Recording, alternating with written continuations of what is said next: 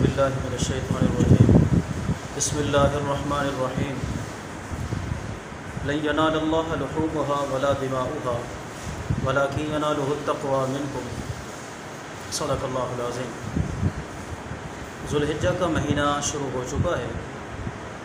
اس مہینے میں دو بہت بڑے عمل کیے جاتے ہیں۔ ایک عمل کا نام ہے حج اور دوسرے کا نام ہے قربانی۔ قربانی یہ بہت بڑا عمل ہے۔ صحابہ کرام رضی اللہ تعالیٰ عنہ اجمعین نے سوال کی، یا رسول اللہ صلی اللہ علیہ وسلم، یہ قربانی اس کی کیا حقیقت ہے؟ ہم قربانی کا جانور خرید کرتے ہیں اور اس کو مخصوص دن میں یعنی 10 کو 11 کو 12 ذوالحجہ کو ذبح کر دیتے ہیں اور اس کا گوشت بنا کے خود کھاتے ہیں، تقسیم کرتے ہیں۔ بظاہر تو یہ مال کا ضیاع معلوم ہوتا ہے کہ انسان 60-70 ہزار لاکھ کا مال خرید کر کے پھر اس کو ذبح کر کے خود بھی کھاتا ہے اور دوستوں، احبابوں، رشتہ داروں، غریبوں کو بھی کھلاتا ہے۔ تو اس کے اوپر کیا کوئی ثواب بھی ہے؟ اس کی حقیقت کیا ہے؟ تو نبی کریم صلی اللہ علیہ وسلم نے فرمایا کہ یہ قربانی سنت ابیکم ابراہیم، تمہارے باب ابراہیم علیہ السلام کی سنت ہے، طریقہ ہے ان کا۔ پھر عرض کیا، رسول اللہ اس عمل پر کوئی ثواب بھی ملے گا؟ تو آپ علیہ السلام نے فرمایا کہ ہر جانور کے ہر بال کے بدلے میں اللہ قربانی کرنے والے کو ایک نیکی عطا کرتے ہیں۔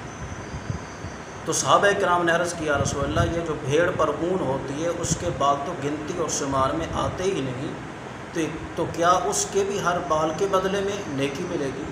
تو آپ نے فرمایا، بکل شعرۃ من الصوف حسنہ، بھیڑ کے اون کے ہر بال کے بدلے میں اللہ کریم ایک نیکی عطا فرمائے۔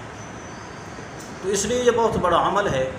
اس کے لیے کچھ شرائط ہیں۔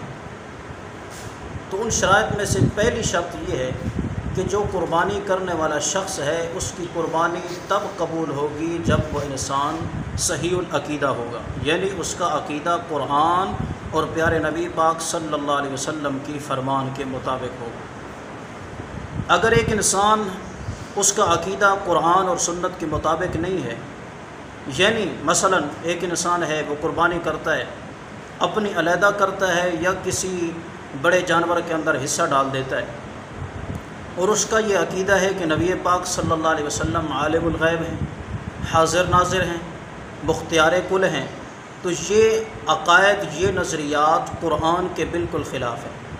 کیونکہ قرآن کا مطالعہ کیا جائے تو قرآن میں یہ بات روز روشن کی طرح واضح ہے کہ عالم الغیب ہونا صرف اللہ کا خاصہ ہے، اور مختار کل ہونا، حاضر ناظر ہونا، یہ جو صفات خاصہ ہیں، عالیہ ہیں، یہ صرف اللہ کے ساتھ خاص ہیں۔ ان صفات کے اندر کوئی نبی، ولی، حتیٰ کہ پیارے نبی پاک صلی اللہ علیہ وسلم بھی ان اللہ کی صفات میں شامل نہیں ہیں۔ تو جو بندہ یہ نظریات رکھتا ہے اور قربانی خود اپنی کرتا ہے یا کسی بڑے جانور کے اندر حصہ ڈالتا ہے، اگر اپنی کرتا ہے تو اس کی اپنی قربانی قبول نہیں۔ اگر وہ کسی بڑے جانور میں حصہ ڈالتا ہے تو جو 6 آدمی وہاں ساتھ ملے ہیں تو اس یعنی کہ غلط نظریے رکھنے والے انسان کی وجہ سے ان 6 کی قربانی بھی قابل قبول نہیں ہوگی۔ کیوں؟ اس لیے کہ بے شک وہ 6 کے 6 صحیح العقیدہ ہیں، صحیح الاعمال ہیں، ان کے عمل بھی ٹھیک ہیں، عقیدہ بھی ٹھیک ہے، لیکن چونکہ اس کا عقیدہ قرآن کے خلاف ہے، اس لیے اس کی وجہ سے ان کی بھی قربانی قبول نہیں ہوگی۔ تو احباب یہ بات ذہن میں رکھیں کہ قربانی چونکہ بہت بڑا عمل ہے، جس طرح نماز ایک بہت بڑا عمل ہے، اس کے لیے وضو شرط ہے اور وضو کے لیے پانی کا پاک ہونا شرط ہے، تو جس طرح نماز کے صحیح ہونے کے لیے شرائط ہیں، اسی طرح قربانی کی بھی قبول ہونے کے لیے شرائط ہیں۔